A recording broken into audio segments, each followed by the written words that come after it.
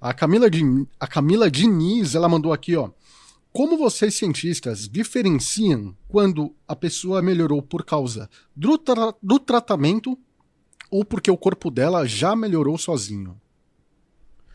Então, o que acaba acontecendo é que aí a gente entra na estatística do negócio. Isso que eu ia falar, estatística. Então, o que eu vou... E isso é uma outra coisa que a gente não comentou. Estatística não funciona individualmente. Realmente a estatística é irrelevante para cada caso. Então, o que você tem que imaginar é que estatística funciona para números grandes. Deixa eu te explicar isso e daí depois eu já explico como isso funciona. A hora que eu jogo uma moeda para cima, e vamos falar o básico de probabilidade, ela tem 50% de chance de dar cara e 50% de chance de dar coroa. Só que isso só funciona se eu jogar a moeda pra cima 1000 vezes. Se eu jogar a moeda pra cima 5 vezes, pode ser que dê 5 caras. Pode. Isso é esperado. Só que se a moeda for uma moeda honesta, como os estatísticos gostam de dizer, a hora que eu jogo ela 1000, 10.000, 50.000 vezes... Vai se aproximar cada vez mais. Ela vai se estendendo pra 50%, 50%. Ela vai se estendendo cada vez mais pra 50%. E por que isso? Porque cada lançamento de moeda é independente. Então a hora que eu jogo a moeda pra cima... A chance de sair... Ela não sabe o que aconteceu antes. Isso é irrelevante. São eventos independentes. Tanto que o pessoal já falou que o shuffle do seu celular, quando você coloca no shuffle ou no randômico, ele não é tão shuffle assim. Exato. Porque você não quer que repita... Tem uma chance de repetir a mesma música logo em seguida. Mas você não quer que aconteça isso. Então ele não é independente do lançamento anterior. Exato. Mas aí um fato curioso pra vocês. Do celular nunca é randômico perfeito. É pseudo-randômico. Eu acabei de falar, caramba! É isso. Não, em programação. Então, isso. Mas eu que acabei de falar. É impossível fazer isso. Só com física quântica. Só com quântica que é possível. Não existe randômico no celular. Na computação. Não é só falar escolhe qualquer um? Não, é isso que eu tô tentando dizer. Porque eu achei que é o seguinte, escolhe qualquer um, mas não pode repetir a música anterior. Não, você tem um seed, que a gente chama, que você alimenta ali pra dar um start inicial. Mas isso, por isso que a gente chama de pseudo-randômico. Mas isso é qualquer algoritmo. O único que é puramente randômico... Aí eu sou biólogo. Sacani, é verdade o que ele tá falando ou ele tá enganando a gente? Exatamente, aí é processo estocástico que a gente chama, cara. Ele começa com essa semente aí, então ele não é... Você tem essa semente é o quê? O único que é puramente... É o número para dar o início do processo aleatório, porque o negócio isso é escolher tá induzindo, a música. Então? Só exatamente. Que você tá escolhendo.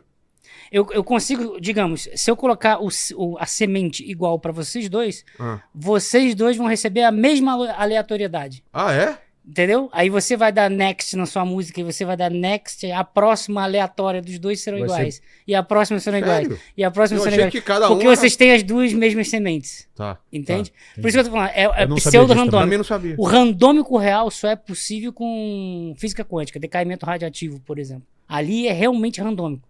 Só que os nossos algoritmos, eles são clássicos. Eles não são quânticos.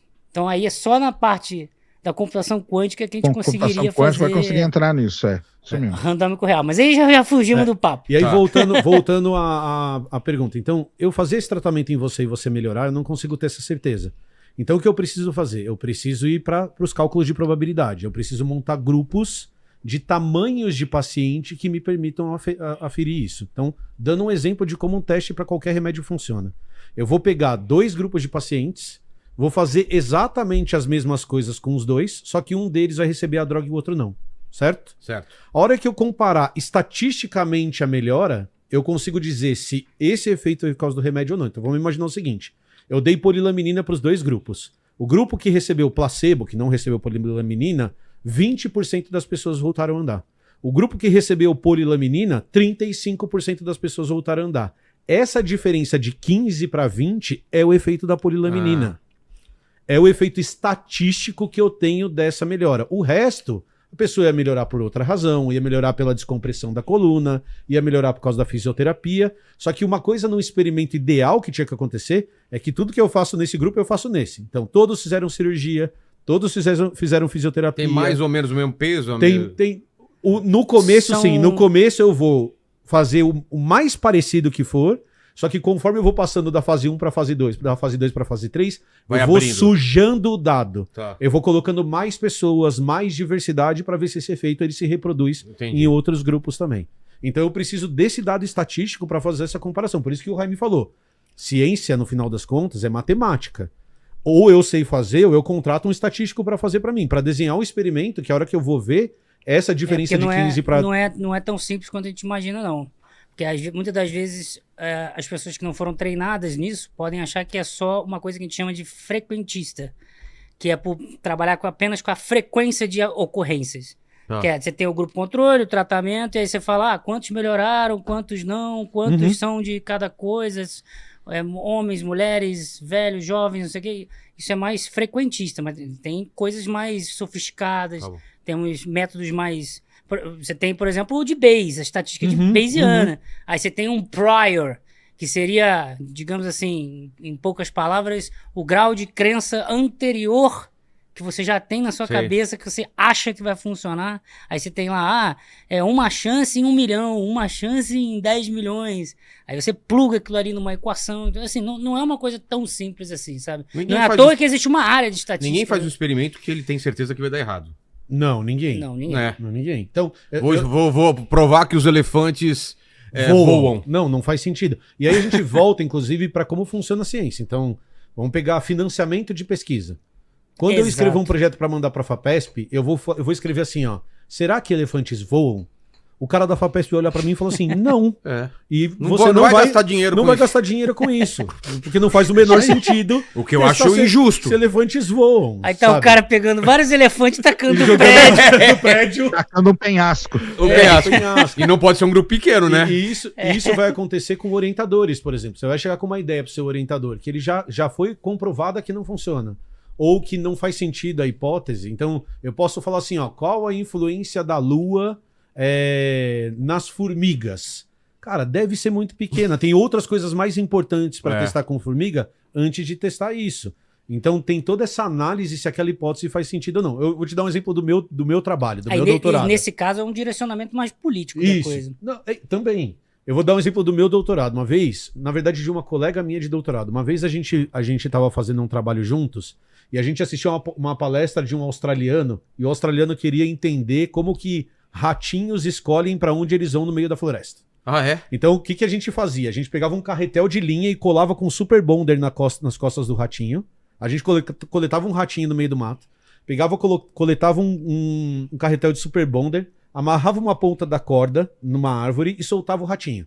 A hora que o ratinho saía correndo, quando ele virava à esquerda, ele tinha feito uma escolha de não virar à direita ou continuar reto. Faz sentido isso? Sim. Então a gente queria medir quais parâmetros do ambiente, ou seja, cobertura de folha, temperatura, umidade... Fizeram ele tomar aquela decisão. Fizeram ele tomar aquela decisão. Será que ele sempre decide do mesmo jeito? Então a gente pegava 50 ratinhos, colava os carretéis, via para onde ele virava, media as medidas para fazer essa análise. E a gente copiou isso de um australiano. O australiano fez isso na Austrália, só que ele media 3 medidas só. Certo? 3 ratinhos? Não, 3 medidas para cada 3 ratinho. variáveis. Ele fazia 50 ratinhos, ele media 3 variáveis. Aí a gente foi fazer o nosso trabalho e a gente falou assim, esse australiano é muito preguiçoso, eu vou medir 15. Aí a gente arrumou uma câmera que tirava foto do dossel, a gente media um monte de coisa, cara, a nossa tabela de dados era linda.